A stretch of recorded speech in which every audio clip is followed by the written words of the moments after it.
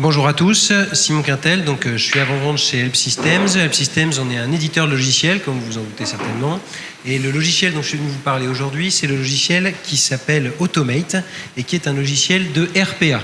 Alors avant de vous parler de Automate en particulier, je vais d'abord vous parler de RPA, faire un bref rappel sur ce que c'est. Donc le RPA, ce sont des solutions logicielles qui permettent de reproduire des comportements utilisateurs avec des robots et en général des comportements utilisateurs qui sont liés à des interfaces graphiques.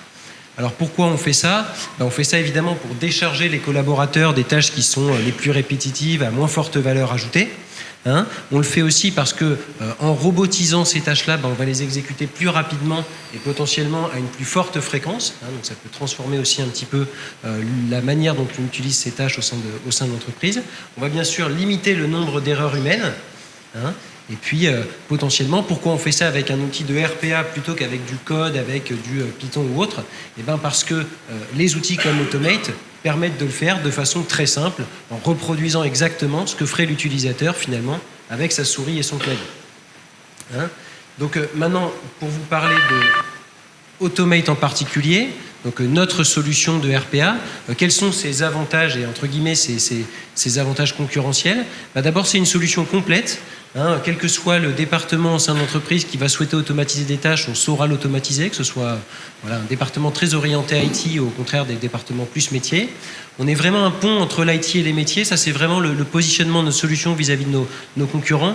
On ne cherche pas à faire du shadow IT, mais bien à mettre les départements DSI au sein de cette initiative d'automatisation. La rapidité de prise en main est certainement un de nos gros avantages par rapport à nos concurrents. Et puis, dernier point, mais pas le moins important, on a un des coûts d'acquisition global les moins importants du marché. Bart. Oui, alors moi je voulais savoir en fait quel type d'entreprise entreprend une démarche de RPA.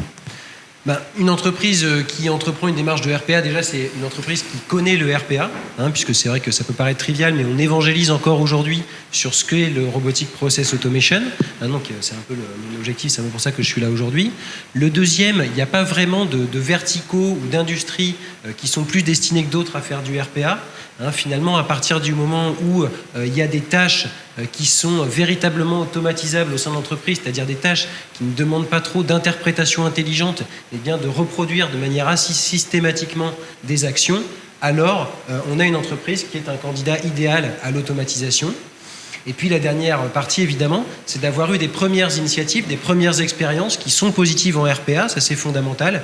Et c'est un petit peu pour ça qu'on est là et qu'on peut vous conseiller et que je me ferai un plaisir de vous raconter comment on peut bien démarrer avec le RPA et faire notamment les bons choix de processus candidats à l'automatisation.